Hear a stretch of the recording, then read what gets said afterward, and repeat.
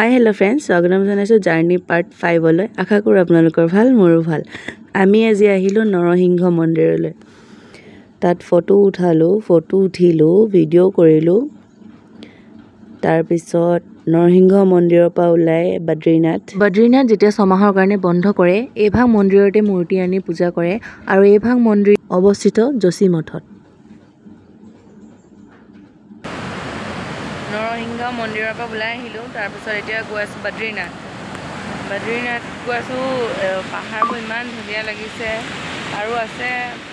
বদ্ৰীনাথ আহোঁতে সোমাম এতিয়া মানাগাঁৱত সোমাম তাৰ পিছত সৰস্বতী নদী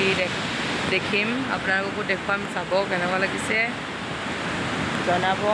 আৰু এখন গংগা নদীয়ে হয় হৰিদ্বাৰলৈ গৈ আছে তাৰপিছত আমি গৈ আছো আমি পোৱাগেনে পামগে আৰু আপোনালোকক ক'ত যাওঁ দেখুৱাম চাই থাকিব কেনেকুৱা লাগিছে জনাব তাৰপিছত আৰু আমি একা বেকা ৰাস্তাৰে গৈ আছো তাত মানে খুব লেণ্ডশ্লাইড হয় আমি এতিয়া বদ্ৰীনাথৰ ৰাস্তাত গৈ আছো কিন্তু আগে যাম মানাগাঁও তাৰ পাছত বদ্ৰীনাথলৈ আহিম মানাগাঁৱত কি আছে চাব ভিডিঅ'টোতে গম পাব ইমান ধুনীয়া গাঁওখন আৰু তাত মানে খুব লেণ্ডশ্লাইড হয় সেইকাৰণে দেখিছে নহয় এইবোৰ পাথৰ পৰি আছে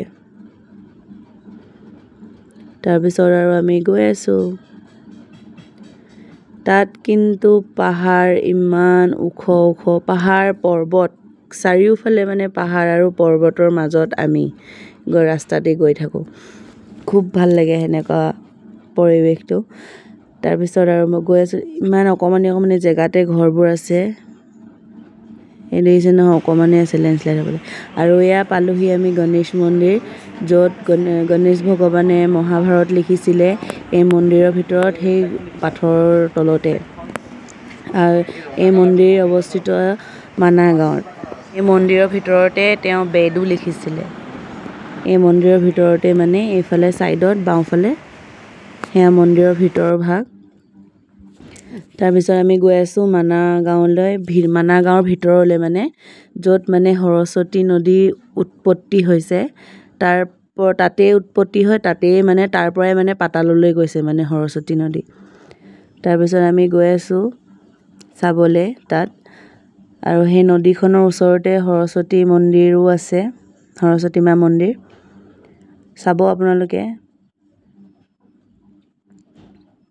মানে সৰস্বতী নদীৰ ইমান মানে সুত আৱাজ মানে মই মানে সেইটো সাউণ্ডটো মানে মিউট কৰি দিলো নহলে মানে কাৰো মাত কতো নুশুনে সেই তাৰ পৰাই ওলাইছে সৰস্বতী মা নদী তাৰ পৰাই ওলাই তাৰ পৰাই পাতাললৈ গৈছে মানে কাৰণ সৰস্বতী নদীৰ হুতত গণেশ বাবাৰ মহাভাৰত বেদ লিখিবলৈ অসুবিধা হৈছিল সেইটো কাৰণে গণেশ বাবাই অভিশাপ দিলে বাবে সৰস্বতী মা তাতে উৎপত্তি হয় তাৰ পৰাই পাতাললৈ গুচি যায় খুব মানে স্পিডত ওলাই মানে আৰু হেয়া তাৰ সাইডতে সৰস্বতী মা মন্দিৰ তাৰ পিছত আমি গলো এয়া মানে স্বৰ্গ যোৱা ৰাস্তা য'ত 5 পাণ্ডৱে স্বৰ্গলৈ গৈছিলে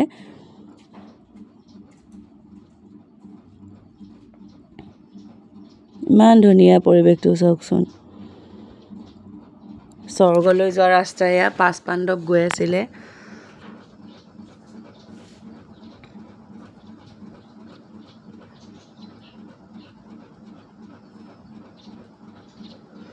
আমি হেডখৰলৈকে গলো তাতকে ওপৰত আছে আৰু কিবা বাসুধাৰা ৱাটাৰফল কিবা আছে তাত যাব লাগে হলো মানে বহুত ওখ আৰু আমাৰ দেৰিও হৈ আছিলে বদ্ৰীনাথ যাবলৈ তো আমি সেইখিনিলৈকে গলো তাৰ পৰা আকৌ ৰিটাৰ্ণ হৈ মানে বদ্ৰীনাথ মন্দিৰলৈ ওলালো আমি ওলাই আহিলো এতিয়া সেইখন মানাগাঁৱৰ গেটখন তাৰ পিছত ওলাই আহিয়ে আমি বদ্ৰীনাথ পালোহি এয়া চাওকচোন ইমান ধুনীয়া মন্দিৰ ভাগ এয়া আৰু আজি এই ভিডিঅ' কেনেকুৱা লাগিছে জনাব ভাল লাগিলে লাইক কমেণ্ট শ্বেয়াৰ ছাবস্ক্ৰাইব কৰিবলৈ নাপাহৰিব বাই বাই আৰু আপোনালোকে ছাবস্ক্ৰাইব কৰি থব আৰু খুব ধুনীয়া ভিডিঅ' আহি আছে ছাবস্ক্ৰাইব কৰি থলে আপোনালোকে আগে পাব আজিলৈ বাই বাই